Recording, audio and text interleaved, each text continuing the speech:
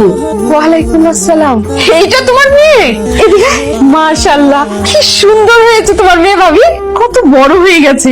আমি এবার ইন্টার পরীক্ষা দিছি। ইন্টার দিছে কিন্তু পড়ালেখায় কোনো মন নাই। বাপে একটা মোবাইল কিনে দিছে, রাত দিন 24 ঘন্টা মোবাইলটা লয়ে করে থাকে। বিলকিসের কথায় কোনো কান দিস না। বিলকিস সব সময় মায়াটারে চাপের মধ্যে রাখে।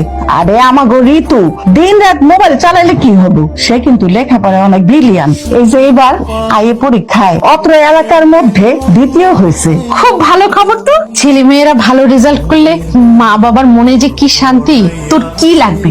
আমার তরফ থেকে তোর জন্য একটা খুব ভালো গিফট আছে। বাহ বাহ বাহ বাহ। যে মেয়েটা সারা দিন টিকটক করে বেড়াচ্ছে তার জন্য তোমার তরফ থেকে গিফট আছে, অথচ তোমার পেটের ছেলে, যেই ছেলেটা তোমাকে এত বড় একটা সারপ্রাইজ দিল, তার জন্য কোনো গিফট নেই। তোর জন্য গিফট আছে বাচ্চা, সময় আসুক তখন ঠিক পেয়ে যাবি। আমার কোনো গিফটের প্রয়োজন নেই। কি খবর তোমার? তোমার চাল চলন তো সুবিধার মনে হইতাছে না। আসসালামু আলাইকুম, ভালো আছেন? ওয়ালাইকুম আসসালাম। ভালো আর থাকবার দিলা কই তুমি? তুমি টাকা ধার নিয়ে ঘর পাকা করলা, এখন তো সেই টাকা শোধ দিতেছ না। গঞ্জে যে দোকানটা আছে না, ওইটা না ইদানিং ভালো চলতেছে না, যার কারণে সময় মতো আপনার টাকাটা দেওয়া হয় নাই। আমি যেমন টাকা দিতে জানি আবার উঠাইতেও জানি। তুমি আগামী 5 দিনের মধ্যে আমার সব টাকা পরিশোধ করবা, আর যদি তা করতে না পারো আমি কিন্তু তোমার বাড়িতে যে হামলা করবো। ভাইজান, আর বই না, তুই কেমন আছিস বোন? কতদিন পর তোরা দেখলাম, বই হারিয়ে গেছিলি বোন। কি বলো তুমি ভাইজান? আমি হারিয়ে যাব কেন? আমি তো তোমার বোন। তুই আমার বোন, তুই আমার বোন। আমারই আছিস। সারা দুনিয়া যদি উল্টায় পাল্টায় যায়, আমার বিশ্বাস আছে আমার চাঁদের টুকরো বোন হারাতে পারে না।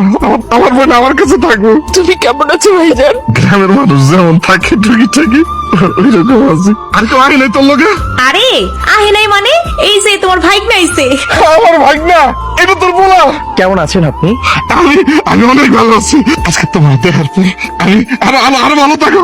আমার চাঁদের টুকরো চান আইছে।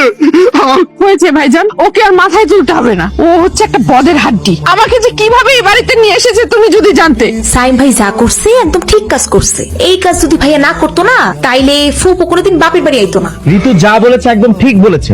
এখন আর মামাতো বোনের সাপোর্ট করতে হবে না। তুমি শুধু শুধু আমাকে বকবে না। আব্বা, এত বছর পর ফুপু আর ভাই আইছে, এত সহজে কিন্তু তাকে যাইতে দিব না। যদি যাইতে চায় না, একদম রশিদা টাইট করে বাইন্ধা রাখবো।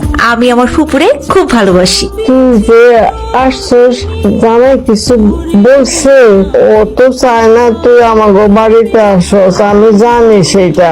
তোমার জামাই বিজনেসের কাজে দেশে বাইরে গেছে, আর তোমার নাতি এই ফাঁকে আমাকে এখানে নিয়ে এসেছে।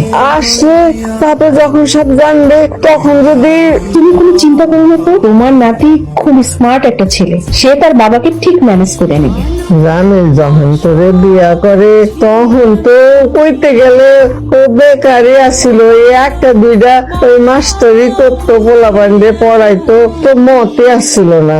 এই জন্য মনে হয় ওই রাগটা মনের মধ্যে অহনো ধরে রাখছে।